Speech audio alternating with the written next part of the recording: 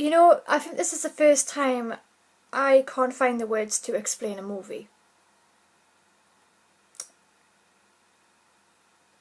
So Kuso, the 2017, it's not even a horror movie to me, to be honest, movie, directed by Steve. I did a bit of research on the director this morning, and what I found was very interesting. So I'm going to have to do a bit more research and get back to you on what I think about him as a director and all the likes of this after I see a couple more movies. But apart from that, I'm going to be reviewing Kuso, and if you're new to my channel, I'm Kirsty Nightmare and I review extreme horror movies, any horror movies in general, Saw being my favourite, and also Alien and Hostel and all the likes of those are my horror movies right there, in case you didn't know.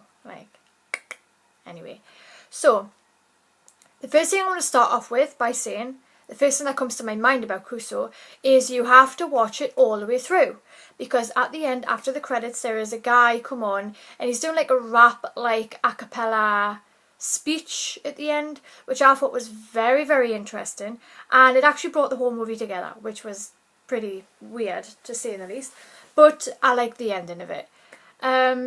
The actors in this movie, surprisingly for this sort of movie, I was expecting the acting not to be very good, but it was actually on point. The acting was pretty legitly on point, I must say. So kudos to all the actors in this movie. They really did it justice, I will say. And I couldn't see anybody else taking that place to do this movie, really. There is a lot of shocking scenes in this movie. Like some scenes you'll be looking like, oh God, like I was. I'll admit, I'll put my hands up. There was a couple of times I had to look away, like I was like, oh. And I've looked and watched some pretty messed up movies in my time. Now, I wouldn't say this movie was more extreme or more over the top than all the other ones that I've seen. I think they are mostly just on par. So, along the same lines as different movies.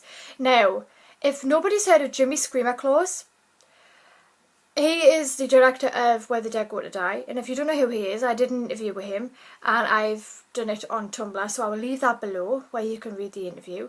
He is a really cool, sarcastic, he's got a really different sense of humour to what some people are probably used to, but he's a really cool guy. And this movie, Kuso, reminded me a lot of his style of movies. So there is a lot of like computer-esque generated scenes in this movie, which were very strange, but very intriguing, I must admit. Am I messed up? Like, you tell me. But anyway, so like I say, the acting was on point. The lighting and everything like that, like the whole movie was very bright. Like there was nothing, I mean at the beginning there was a couple of scenes where I had to close my curtains so I could see properly, because it was like based in a dark area, but the rest of the movie was fine. I didn't have that problem. So keep that in mind, you will have to close your curtains to make the room pretty dark in order to see what's going on in a couple of scenes at the beginning. But apart from that, after that, it's fine, it's all good and well. You can pretty much see what's going on without having to squint to see what's going on. Because I know some horror movies you have to like squint really bad to see what's going on. And in this one you don't really have that problem, apart from at the beginning, like I say. But I can overlook that, to be honest. They did a very good job at what they've done in this movie. I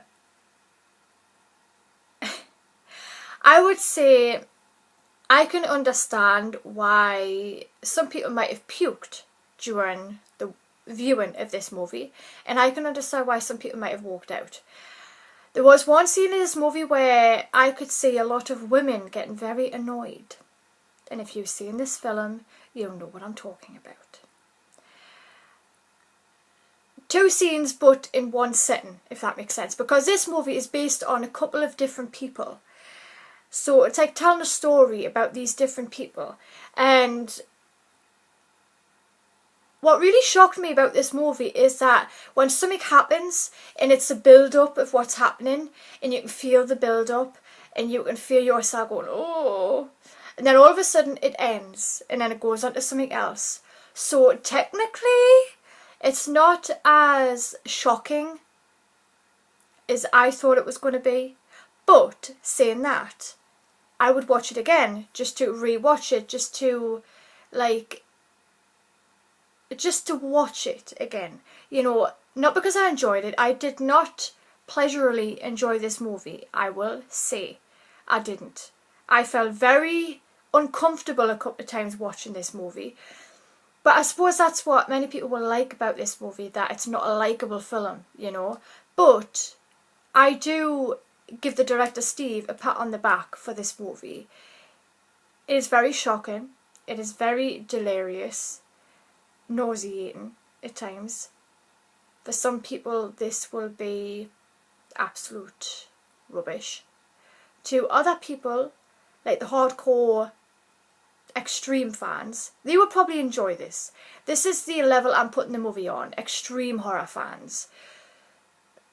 And also the characters, they were very likeable. I mean, I fell for the little boy in this film, and then later on he's a bit older with the dog, but we're not going to go into that, or any of the character situations. But there was one girl in this movie which I would love to know where she got her contacts. I would love to know where she got the white pupil dilated eyes from. Like, they were pretty cool contacts. And she was pretty hot, like, let's be honest. I liked her. And there was a couple of situations as well where you felt like you could connect to these people, which I know was a bit weird and strange, but that is just what I thought about the characters. Let us say, a big pat on the back and applaud to this director Steve. I would watch this movie again. Would I own it on DVD? Yes. Only for the shock factor. Like, this movie is not a movie to own because you like the movie. This is not a movie to own because you know, I'll just get it in anyway. It's a movie that you would have in your collection just to show that you have seen the movie, to show that you are into extreme stuff. But it's very different. It shocked me, but in a good way. Like I say, if you do want to watch this movie, I will put it below where you can watch it. I don't know if you need a subscription to watch it, but I do know that this site, Shudder, is pretty damn cool for all of the extreme type of films out there.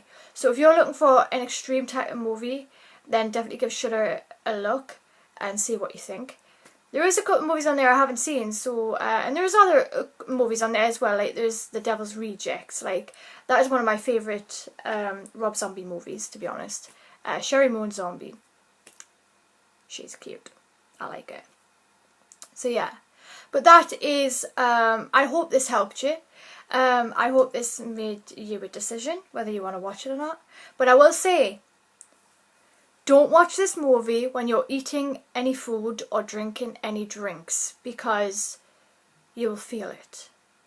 I was drinking a cup of coffee and I still had it like 2 hours later after watching the film.